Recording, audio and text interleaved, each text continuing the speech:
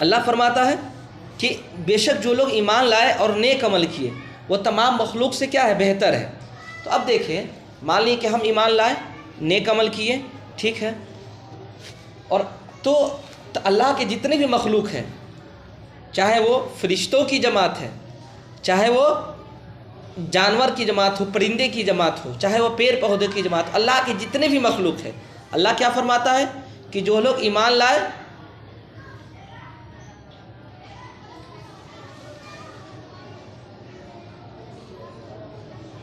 اللہ تبارک و تعالیٰ نے کیا فرمایا کہ جو لوگ ایمان لائے اور نیک عمل کی یہ تمام مخلوق سے بہتر ہے۔ تو اللہ کے جتنے بھی مخلوق ہیں وہ تمام مخلوق سے کیا ہے؟ انسان بہتر ہوا۔ اب یہاں پر اسی آیت کی تفسیر صراط الجنان میں لکھا گیا ہے کہ اس میں تھوڑی سی تفصیل ہے، یعنی انسان فرشتوں سے بھی افضل ہے، فرشتہ سے بھی انسان کیا ہے؟ افضل ہے، لیکن اس میں کچھ تفصیل ہے۔ تفصیل کیا ہے اسے سماعت کرے۔ تفصیل یہ ہے کہ انسانوں میں سے جو رسول اور نبی ہوئے وہ تمام فرشتوں سے کیا ہے؟ افضل ہیں، یعنی انسان میں سے جو نبی اور رسول ہیں وہ تمام فرشتوں سے کیا ہے؟ افضل ہے، اور فرشتوں میں سے جو رسول ہوئے وہ علماء اور اولیاء اللہ سے بہتر ہے، ٹھیک، اور علماء اور اللہ کے ولیوں کی جماعت یہ عام فرشتوں سے کیا ہے؟ افضل ہے، ٹھیک، اور یہ عام فرشتہ جو ہے، یہ عام فرشتہ یہ گنہگار مسلمان، گنہگار مومن سے کیا ہے؟ افضل ہے عام فرشتہ، اور جو مومن ہیں اور نیک عمل کرتے ہیں، صالحین ہیں، وہ عام فرشتہ سے کیا ہے؟ افضل ہے۔ پتہ کیا چلا کہ انسان اپنی عبادت کے ذریعے سے انسان فرشتوں سے افضل ہو سکتا ہے۔ آپ یہاں پہ ایک سوال کر سکتے ہیں کہ آخر فرشتہ سے افضل انسان کیسے ہو سکتا ہے؟ تو میں اور بھی تفصیل بتاؤں گا، آپ ہی سوال نہیں کر سکتے ہیں، بہت سارے علماء کرام نے بھی سوال کیا ہے، انشاءاللہ میں اس کو جواب بھی دوں گا۔ یہاں پر ایک چیز دیکھ لیں، اللہ تبارک و تعالیٰ نے فرشتوں کے اندر صرف اور صرف عقل دی ہے۔ فرشتوں کے اندر اللہ نے نفس، خواہش، بھوک، پیاس اللہ نے ان کے اندر نہیں رکھا ہے، لیکن انسان کے اندر اللہ نے عقل بھی رکھا، نفس بھی رکھا، بھوک بھی رکھا، پیاس بھی رکھا۔ اگر بھوک اور پیاس اور ان تمام چیزوں کے ذریعے سے اگر اللہ اور اس کے رسول کی عبادت کرتا ہے وہ انسان، تو فرشتوں سے افضل ہو سکتا ہے، ٹھیک ہے۔ یہ تبیان القرآن کی تفسیر رہی، یہ صراط الجنان کی تفسیر رہی۔ البتہ تبیان القرآن میں امام رازی نے اختلاف کیا ہے، انشاءاللہ ایسے اختلاف کیے ہیں، اور انہوں نے بتایا ہے کہ فرشتے انسان سے افضل ہیں، جیسا کہ عام طور پہ ہر مسلمان جانتا ہے کہ فرشتے انسان سے افضل ہیں، اور انہوں نے دلیل بھی دی ہے، عقلی دلیل بھی دی ہے، انشاءاللہ آپ کو بتاؤں گا تو آپ بھی کہیں گے کہ ہاں امام رازی نے صحیح کہا ہے کہ فرشتے انسان سے افضل ہیں۔ لیکن جب ہم ان کا جواب دیں گے نا تو آپ کو سمجھ میں آ جائے کہ نہیں، ہم جو کہہ رہے ہیں وہی کیا ہے؟ بہتر ہے۔ امام رازی نے کیا کہا کہ فرشتے انسان سے افضل ہے، انسان فرشتوں سے افضل نہیں۔ ان کی وجہ کیا ہے کہ فضیلت انسان کو جو دی جاتی ہے نا، وہ فضیلت دو طریقے سے دی جاتی ہے، ایک وہبی یعنی عطائی طور پر دی جاتی ہے، اور ایک کسبی یعنی انسان محنت کرے تو انسان کو فضیلت دی جاتی ہے۔ جیسے ہم محنت کرتے کرتے ہم آج درس قرآن دے رہے ہیں تو ہم کو آپ مولانا کہہ رہے ہیں، ٹھیک ہے نا، تو یہ ہمارا کسبی ہوا۔ لیکن ہم اللہ کے ولی سے مل لیے اور اللہ کے ولی ڈائریکٹ ہمارے اندر علم انڈیل دیے، تو یہ وہبی ہوا، عطائی ہوا، یہ کسبی نہیں ہوا۔ تو اگر فضیلت وہبی ہے تو ظاہر سی بات ہے فرشتے کسبی تو ہیں نہیں، فرشتے کیا ہے؟ وہبی، یعنی اللہ کی عطا سے فرشتوں کو فضیلت دی گئی ہے۔ تو فرشتوں کی جو فضیلت دی گئی ہے وہ کیا ہے؟ وہ وہبی ہے، یعنی اللہ نے عطا کی ہے۔ تو امام رازی نے اعتراض کیا کہ بتائیے آپ کیسے کہتے ہیں کہ انسان فرشتوں سے افضل ہے؟ میں اسے نہیں مانتا ہوں، اس لیے کہ فرشتوں کی اصل جو ہے وہ کیا ہے؟ نور ہے، اور انسان کا اصل کیا ہے؟ سڑی ہوئی مٹی ہے۔ تو ظاہر سے بات ہے نور بہتر ہے، اور مٹی کیا؟ سڑی ہوئی مٹی، اس کی کوئی حیثیت نہیں ہے، لہٰذا نور والا جو ہے یہ کیا ہے؟ سب سے بہتر ہے۔ بات سمجھ میں آئے؟ تو امام رازی کی تو تفسیر سے یہ معلوم چلا کہ یقیناً فرشتے کیا ہے؟ نور سے پیدا ہوئے ہیں، لہذا فرشتے کیا ہے؟ سب سے بہتر ہے، اور انسان کیا ہے؟ سب سے بہتر نہیں ہے بلکہ فرشتوں سے کمتر ہے۔ لیکن اس کا جواب یہ ہے، ہم یہ جواب دیں گے کہ جتنی بھی چیزیں بنتی ہیں نا، ان تمام چیزوں میں 4 چیزیں دیکھا جاتا ہے۔ جیسے یہ موبائل ہے نا، یہ موبائل ہے، اس موبائل کو بننے میں 4 چیزیں ہوتی ہیں۔ ایک کی کیا ہے؟ پہلی چیزیں علت مادی بولتے ہیں، مولانا لوگ جانتے ہوں گے علت مادی۔ ایک ہوتا ہے علت مادی، مادی کیا ہوتا ہے؟ یعنی اس کے مٹیریل، جس چیز سے بنا ہے اس کو علت مادی بولتے ہیں۔ تو اس چیز کو بننے میں میٹیریل ہوا، ایک میٹیریل ذہن میں رکھے۔ دوسری چیز علت صوری، یعنی اس کے بننے کے بعد یہ موبائل کی صورت بن گئی تو یہ مقصد ہوا، ٹھیک ہے؟ 2 چیز ہو گئی، ایک میٹیریل اور ایک اس کا ڈھانچہ۔ تیسری کیا ہے؟ علت فاعلی، یعنی بنانے والا، ٹھیک ہے نا؟ بنانے والا انسان ہے، 3 چیزیں ہوا۔ چوتھی چیز کیا ہے؟ علت غائب، یعنی مقصد، اس چیز کو ہم بنا رہے ہیں تو اس کا مقصد ہمارا کیا ہے؟ تو جتنی بھی چیزیں بنائی جاتی ہیں ان تمام چیزوں میں 4 چیزیں درکار ہوتے ہیں۔ پہلی کیا چیز؟ ایک میٹیریل، ایک بنانے والا، ایک مقصد اور ایک اس کی صورت۔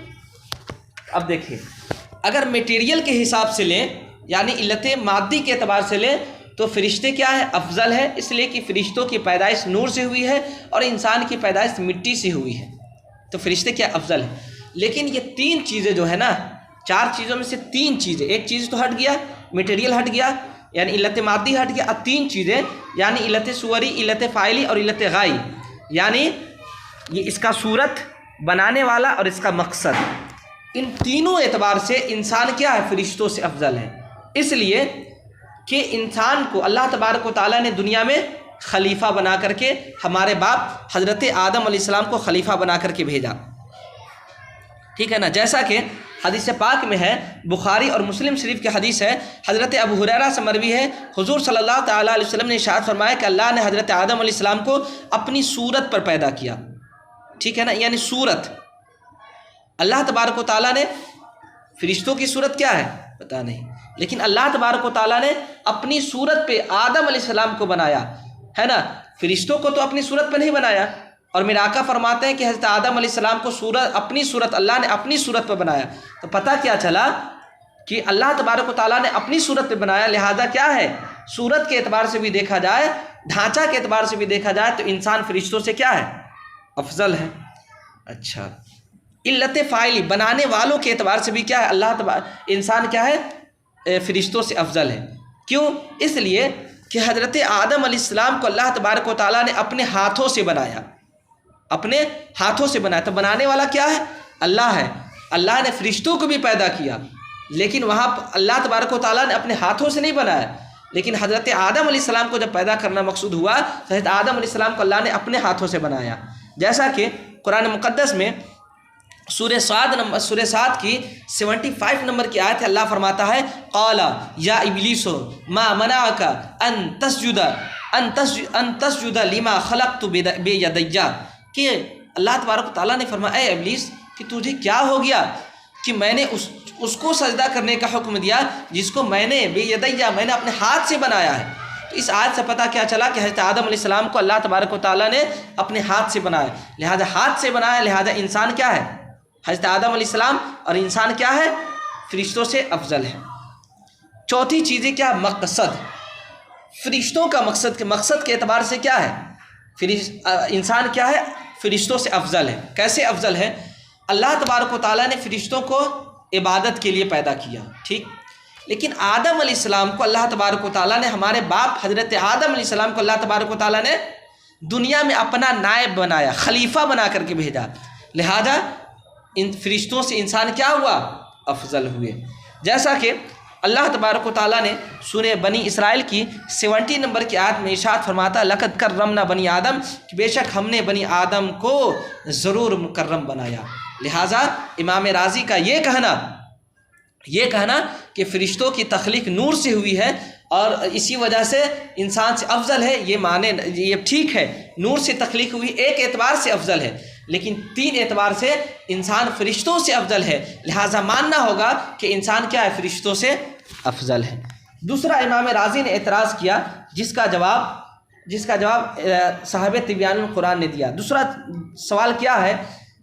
فرشتوں کا مسکن جو ہے نا، فرشتوں کا ٹھکانہ کیا ہے؟ جنت ہے، ٹھیک ہے نا؟ جنت کون ہے؟ جہاں پر ہمارے باپ حضرت آدم علیہ السلام کو لغزش کی بنیاد پر باہر نکال دیا گیا جنت سے۔ اور انسان کا ٹھکانہ کیا ہے؟ دنیا ہے، زمین ہے، اور یہ زمین شیطانوں کی آماجگاہ ہے۔ لہذا فرشتوں کا ٹھکانہ جنت ہے اور انسان کا ٹھکانہ دنیا ہے جو جہاں پر شیطان رہتے ہیں۔ لہذا فرشتے جنت میں رہتے ہیں، لہذا فرشتے انسان سے کیا ہے؟ بہتر ہوئے۔ امام راضی نے یہ کہا، میں کہتا ہوں کہ نہیں، فرشتے کا ٹھکانہ جنت ہے، ٹھیک ہے، لیکن انسان سے افضل نہیں ہے۔ اس کا جواب یہ ہے کہ فرشتے جو ہے صرف جنت میں نہیں ہیں، فرشتے جہنم میں بھی ہیں۔ آپ یہ کیوں نہیں کہتے کہ فرشتے جہنم میں بھی ہیں؟ فرشتے جہنم میں بھی ایک محافظ اور ایک گارڈ کے طور پر بھی جہنم میں ہیں، اور فرشتے آسمانوں پر بھی، زمین پر بھی، ہر جگہ ہے۔ لیکن ہمارے باپ حضرت آدم علیہ السلام کا ٹھکانہ پہلے جنت تھا، پھر جنت میں ان کا قیام پہلے عارضی تھا، جنت سے پھر آئے دنیا میں جب آئے تو پھر جب ان کا کام ہو جائے گا تو پھر اپنے تمام اولادوں کو لے کر کے جنت میں حضرت آدم علیہ السلام تشریف لے جائیں گے۔ اس لیے فرشتوں کا قیام ہر جگہ ہے، لیکن ہمارے باپ حضرت آدم علیہ السلام کا قیام کہاں ہے؟ عارضی طور پر جنت میں تھا، جنت میں سے دنیا میں آئے، دنیا میں آ کر کے اپنے تمام بال بچوں کے ساتھ، تمام اولاد کے ساتھ جنت میں جائیں گے، جہاں وہ ہمیشہ رہیں گے، وہاں سے نکلیں گے نہیں۔ لہذا ہمارے باپ حضرت آدم علیہ السلام کا ٹھکانہ جنت ہے، اور وہ جنت ہمیشگی ہے، ہمیشہ کے لیے ہے، ٹھیک ہے نا؟ لہذا انسان کیا ہے؟ فرشتوں سے افضل ہے۔ تیسرا اعتراض حضرت امام راضی نے کہا کہ ہماری مصلحتوں کا فرشتے انتظام کرتے ہیں، ہمارا رزق بھی فرشتوں کے ہاتھ میں ہے، ہمارا موت بھی فرشتوں کے ہاتھ میں ہے، ہوا چلانا فرشتوں کے ہاتھ میں ہے، اور انسان کے ہاتھ میں کچھ نہیں ہے۔ لہٰذا یہ فرشتے کیا ہوئے؟ ٹیچر ہوئے، اور ہم لوگ کیا ہوئے؟ مخلوق انسان کیا ہوا؟ یہ اسٹوڈنٹ ہوئے، یعنی فرشتے معلم ہوئے اور ہم کیا ہوئے؟ شاگرد ہوئے۔ تو ہم یہ کہتے ہیں کہ نہیں، یہ آپ کا یہ کہنا درست نہیں ہے۔ ہاں ٹھیک ہے، فرشتے کے جو ہے نا، فرشتے کے ہینڈ میں، فرشتے کے ہاتھ میں ہمارا موت ہے، فرشتے کے ہاتھ میں بارش برسانا ہے، فرشتے کے ہاتھ میں رزق ہے، ان کے ہاتھ میں ہے، لیکن وہ اس کا مالک نہیں ہے۔ جس طریقے سے آپ کا یہ موبائل ہے، یہ کیا ہمارے ہاتھ میں ہے، لیکن کیا ہم اس کو دوسرے کو دے سکتے ہیں؟ نہیں دے سکتے۔ آپ کہیں گے تو ہم اس کو دوسرے کو دے سکتے ہیں، لیکن ہمارے ہاتھ میں ہے، لیکن ہمارے اختیار میں یہ چیز نہیں ہے۔ اسی طریقے سے فرشتے کے ہاتھ میں رزق دینا ہے، فرشتے کے ہاتھ میں بارش برسانا ہے، فرشتے کے ہاتھ میں موت دینا ہے، لیکن اس کے اختیار میں نہیں ہے کہ جب چاہے موت دے دے، جب چاہے رزق دے دے، اختیار میں نہیں ہے۔ تو وہ تو ہمارے مصلحت، وہ تو ہمارے انتظام کے لیے نہ ہے کہ ہم کو رزق دے، وہ ہمارے سہولت کے لیے ہے، لہذا ہماری سہولت کے لیے ہے، لہذا ہم افضل ہوئے، نہ کہ فرشتے افضل ہوئے۔ فرشتے تو ہمارے کام کے لیے بنائے گئے ہیں، ہمارے کام کے لیے مقرر کیے گئے ہیں، رزق دینے کے لیے، ہوا برسانے کے لیے، تمام چیزوں کے لیے۔ تو فرشتے ہمارے انتظام کے لیے، ہمارے سہولت کے لیے ہیں، تو فضیلت ہماری نہ ہوئی۔ ارے بھائی، ہم آپ کی حفاظت کے لیے، ہم آپ کا گارڈ بن کر کے رہیں گے، تو کیا آپ نہ بڑے ہوئے کہ ہم بڑے ہوئے؟ ظاہر سی بات ہے، جس کے لیے محافظ ہوگا، جس کے لیے انتظام کیا جائے گا، وہ نہ افضل ہوگا۔ لہذا انسان کیا افضل ہوئے، اور فرشتے کیا ہوئے؟ انسانوں سے افضل نہیں ہوئے۔ اور آپ کا یہ کہنا کہ فرشتے ٹیچر ہیں اور ہم کیا شاگرد ہیں، تو یہ آپ کا کہنا صحیح نہیں ہے، اس لیے کہ حضرت آدم علیہ السلام کو اللہ تبارک و تعالیٰ نے تمام چیز کا جب نام بتا دیا تو فرشتوں سے پوچھا، اے فرشتوں چلو بتاؤ، تو فرشتوں نے انکار کر دیا کہ مجھے نہیں معلوم۔ تو اللہ تبارک و تعالیٰ نے حضرت آدم علیہ السلام کو کہا، اے آدم چلو بتاؤ، ان لوگوں کو ان تمام چیزوں کا نام بتا دو۔ تو ہمارے باپ حضرت آدم علیہ السلام نے ان فرشتوں کو نام بتا دیا، تو فرشتوں کو ہمارے باپ آدم نے بتایا نا، تو آدم نے ٹیچر ہوئے، فرشتے کیا ہوئے؟ اسٹوڈنٹ نہ ہوئے۔ تو لہٰذا آپ کا یہ کہنا کہ فرشتے یہ ٹیچر ہوئے اور ہم اسٹوڈنٹ ہوئے، آپ کا کہنا صحیح نہیں ہے، بلکہ ہمارے باپ آدم ٹیچر ہوئے اور فرشتے کیا ہوئے؟ یہ شاگرد ہوئے۔ لہٰذا آپ کا یہ کہنا کہ فرشتے ٹیچر ہیں یہ صحیح نہیں ہے، جیسا کہ سورہ بقرہ کی آیت نمبر 31 اور 33 کی آیت سے معلوم چلتا ہے کہ اللہ تبارک و تعالیٰ نے، بہت لمبی آیت ہے، 31 سے 33 کی آیت بہت لمبی ہے، میں اس کا خلاصہ بتا دوں ورنہ پڑھ کے بھی سنایا جا سکتا ہے لیکن ٹائم زیادہ ہو جائے گا۔ اس میں یہ بتایا گیا ہے، جس کا خلاصہ یہ ہے کہ حضرت آدم علیہ السلام کو جب اللہ تبارک و تعالیٰ نے تمام چیزوں کا نام بتا دیا تو اس کے بعد تمام فرشتوں کو بلایا، تمام فرشتوں کو بلانے کے بعد تمام فرشتوں سے کہا چلو فرشتوں چلو بتاؤ اس کا نام بتاؤ۔ تو فرشتوں نے کہا کہ یار اے اللہ تبارک و تعالیٰ مجھے نہیں معلوم، تو نے جتنا مجھے بتایا بس اتنا ہی ہم جانتے ہیں۔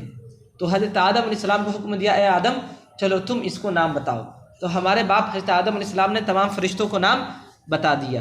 اس کے بعد یہ تمام چیزیں ہو گئی، تب اللہ تبارک و تعالیٰ نے فرشتوں کو سجدہ کرنے کا حکم دیا، جیسا کہ سورہ حجر کے 30 نمبر کی آیت ہے، اللہ فرماتا ہے فسجد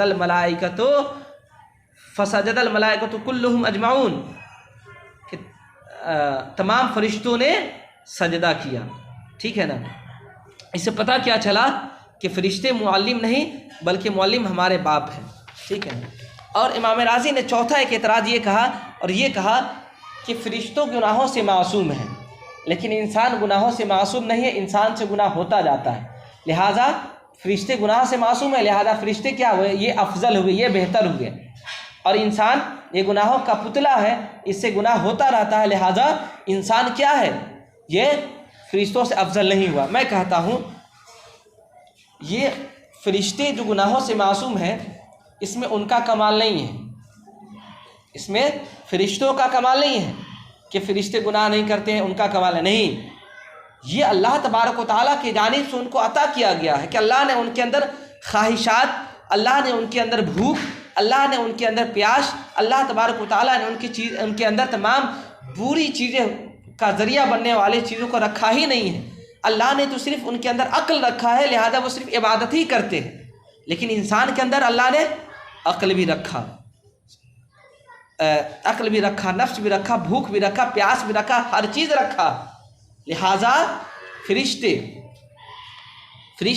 لہذا انسان گناہوں سے رکتے ہوئے اللہ کی عبادت کرتے ہیں، گناہوں سے رکتے ہوئے اللہ کو راضی کرتے ہیں، تو یہ فرشتوں سے بڑھ کر کے ہوئے، اس لیے کہ فرشتوں کے اندر گناہوں کا مادہ دیا ہی نہیں گیا ہے۔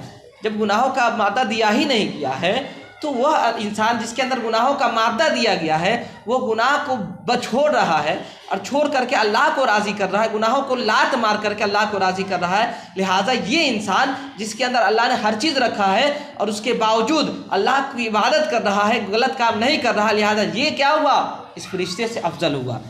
جیسے کہ اللہ تبارک و تعالیٰ نے مومنین صالحین کے اندر پیٹ اور شرمگاہ کی سب کچھ رکھا، لیکن فرشتوں کے اندر وہ چیز نہیں رکھا، لہذا وہ اس کے لائق ہی نہیں ہوئے، لہذا ان سے گناہ کا سرزد کیسے ہوگا۔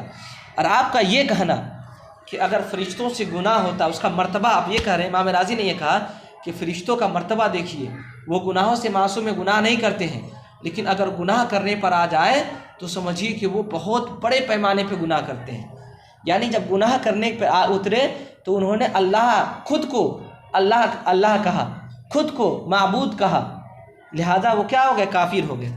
تو میں کہتا ہوں جیسا کہ انہوں نے آیت پیش کی، آیت کیا پیش کی، اللہ تبارک و تعالیٰ نے سورہ انبیاء میں ارشاد فرمایا،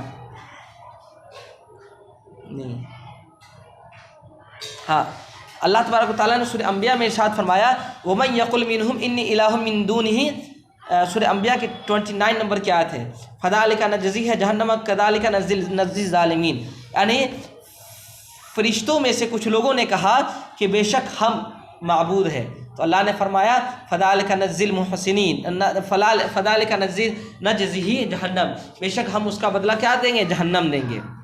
ٹھیک ہے، اور اسی طریقے سے ہم ظالموں کا بدلہ دیتے ہیں۔ تو آپ یہ کہہ رہے ہیں کہ فرشتوں سے گناہ نہیں ہو سکتا ہے، لیکن اگر وہ گناہ کرنے پر آتے ہیں تو گناہ کے اعلیٰ درجے پر آ کر کے اپنے آپ کو معبود ہونے کا دعویٰ کرتے ہیں، تو میں کہتا ہوں آپ کا یہ غلط ہے، اگر آپ یہ صرف اگر معبود ہو جانے کا، اپنے آپ کو خدا کا دعویٰ کرنے والے کو اگر یہی بڑا گناہ سمجھتے ہیں اور اس کی بنیاد پر آپ کہتے ہیں کہ انسان سے افضل ہے، تو فرعون اور نمرود نے جو جو اپنے آپ کو معبود کہا، اپنے آپ کو خدا کہا، تو پھر یہ تو سب سے افضل ہو گئے۔ لہذا آپ کا یہ کہنا کہ فرشتے گناہ کرتے ہیں تو اعلیٰ درجے پہ کرتے ہیں، لہذا مسلمان کیا ہے، لہذا فرشتے افضل ہیں، مومن انسان افضل نہیں، آپ کا کہنا باطل۔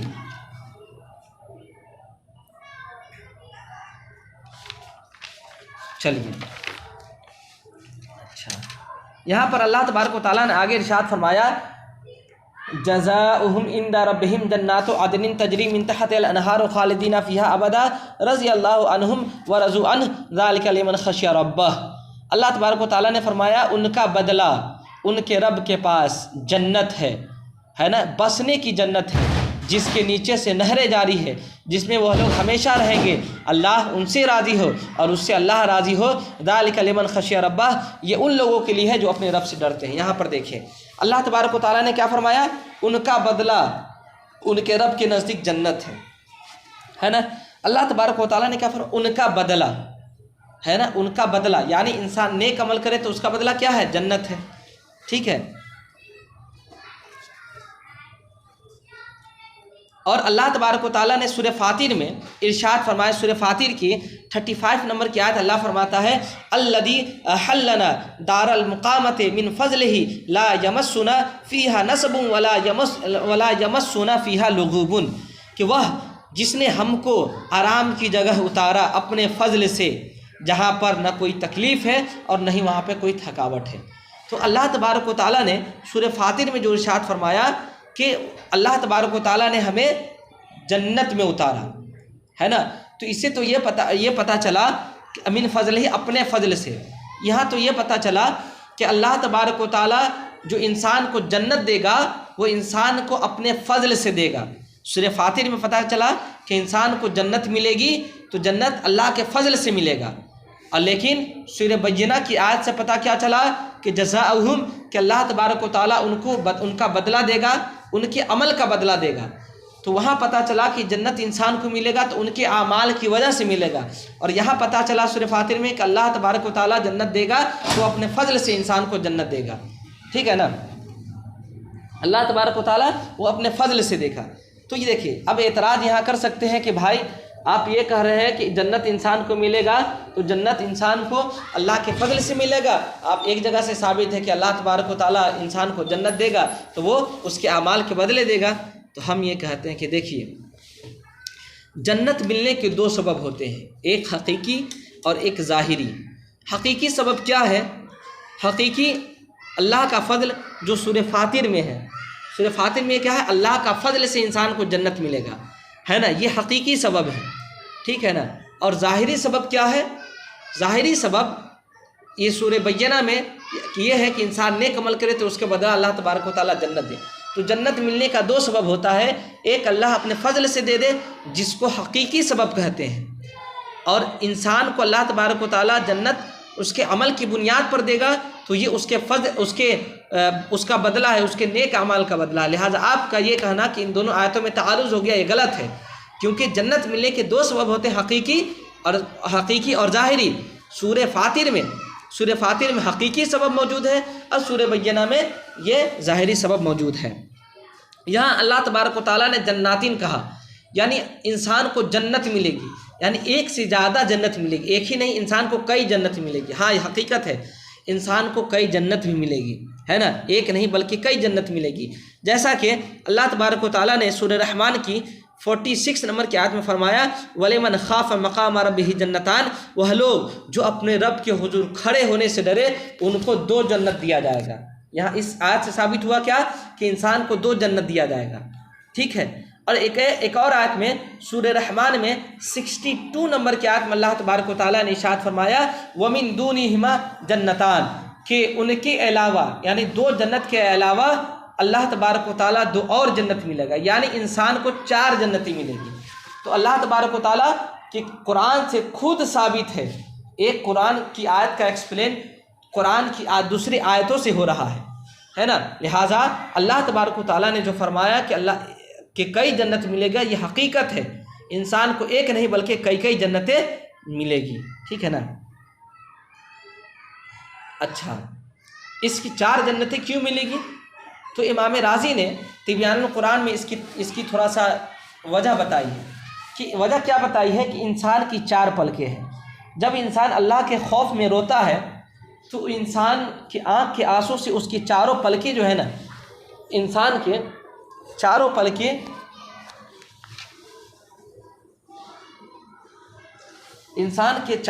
جو ہے نا بھیگ جاتی ہے، اسی وجہ سے اللہ تبارک و تعالیٰ اسے 4 جنت عطا فرمائے گا۔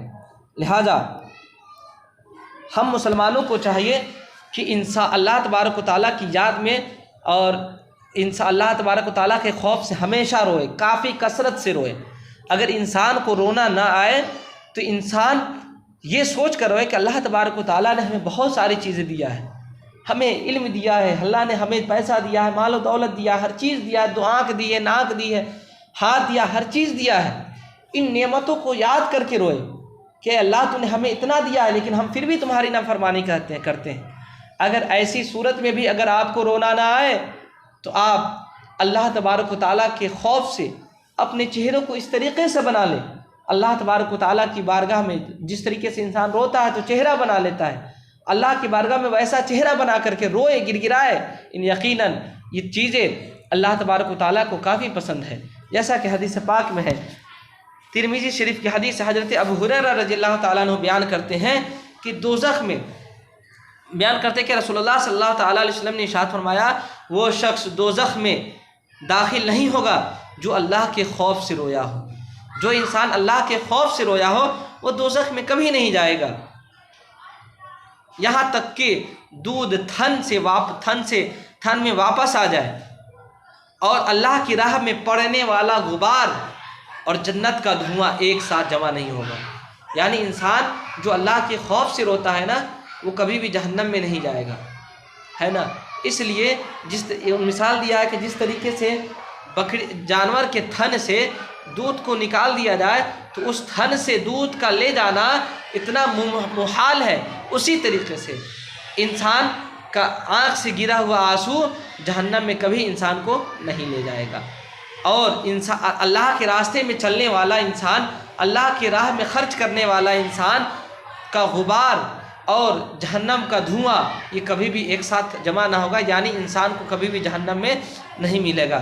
ایک اور حدیث پاک ہے، حضرت عبداللہ ابن عباس رضی اللہ تعالیٰ عنہ بیان کرتے ہیں کہ رسول اللہ صلی اللہ تعالیٰ علیہ وسلم نے ارشاد فرمایا کہ 2 آنکھوں کو دوزخ کی آگ نہیں چھوئے گی، ایک وہ آنکھ جو اللہ کے خوف سے روئی ہو، دوسرا وہ جو اللہ کے راستہ میں پہرا دیتے ہوئے رات بھر گزاری ہو، ہے نا۔ وہ 2 آنکھ کو اللہ تبارک و تعالیٰ کبھی بھی جہنم میں نہیں ڈالے گا، ٹھیک ہے نا۔ یہاں پر اس آیت سے دو چار باتیں معلوم ہوئی، وہ آپ دیکھیں۔ پہلی بات یہ معلوم ہوئی کہ دنیا کی جو نعمتیں ہیں نیک لوگوں کی حقیقی جزا نہیں ہے، اگرچہ اللہ نیکوں کے صدقے انہیں بھی عطا فرما دے۔ دوسری بات یہ معلوم ہوئی کہ دنیا یہ منزل گھر ہے اور جنت جو ہے نا اصلی مقام ہے۔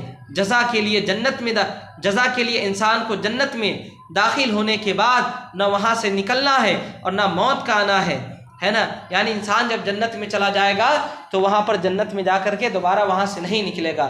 آخری آیت میں رضی اللہ عنہم ورضوا عنہ جو کہا گیا ہے اس میں مفسرین کرام فرماتے ہیں کہ اللہ تبارک و تعالیٰ کے ہر ولی اور بزرگ کے لیے اس آیت پاک سے ثابت ہے کہ کسی بھی اللہ کے ولی کے نام کے ساتھ رضی اللہ تعالیٰ عنہ کہہ سکتے ہیں۔ جیسے آپ یہ کہیں حضور غوث پاک رضی اللہ تعالیٰ عنہ، حضور خواجہ غریب نواز رضی اللہ تعالیٰ عنہ، حضور اعلیٰ حضرت رضی اللہ تعالیٰ عنہ، یعنی ان کے نام کے ساتھ رضی اللہ تعالیٰ عنہ لگا سکتے ہیں۔ لیکن ہم گنہگار آدمی کے ساتھ رضی اللہ تعالیٰ عنہ کا نام ایڈ نہیں کیا جائے گا، ہے نا، بلکہ ہم جیسے گنہگاروں کے لیے یہ کہا جائے گا نام کے ساتھ لگایا جائے گا غفر لہ یا عفی عنہ کا لفظ استعمال کیا جائے گا۔ رضی اللہ تعالیٰ عنہ کا لفظ صرف و صرف اور اللہ کے ولیوں کے لیے ہے، اور اگر نیک صرف مسلمان کے لیے اگر استعمال کرنا چاہیے، گنہگار انسان کے لیے اگر آپ استعمال کرنا چاہتے ہیں تو پھر وہاں پر عفی عنہ یا غفر لہ کا استعمال کریں۔